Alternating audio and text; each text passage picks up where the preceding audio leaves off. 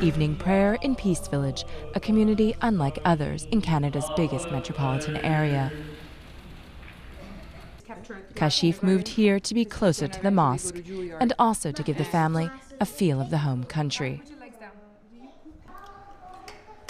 It exposes them to our culture as a whole, so it gives them a little piece of what home would have been like if they were living back home in Pakistan. The mosque was built in 1992 on what was then undeveloped land on the fringes of Toronto. Since then, close to 3,000 Muslims have moved in, making non-Muslims in the neighborhood the minority. The rapid influx first prompted local concern. There had been some reports about some violence in other places in Europe, and so people weren't sure, what was going on, and is this part of that or not? But Peace Village has lived up to its name, mostly because locals of all stripes have made concessions for the general good. In order not to disturb neighbors, there are no calls to prayer from the mosque. Muslim children attend all public school classes, including sex education.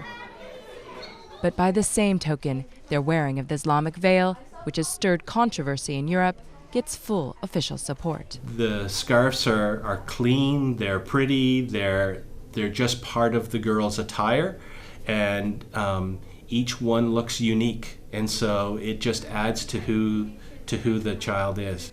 So I don't have an issue with the scarves at all. Canada has made its welcome of skilled immigrants a plank of its domestic policy, with 250,000 foreigners arriving each year. It's paid off in a broad multiculturalism, in particular for the Ahmadiyya Muslims of Peace Village, who practice a liberal branch of Islam but face persecution in their native Pakistan. We are loyal to the country we live in, and we obey the laws of the country so long as they do not interfere with our basic beliefs. An accommodation that works for the Ahmadiyya and for the many other new Canadians from some 200 distinct ethnicities and a host of countries, and who now make up 20% of the nation.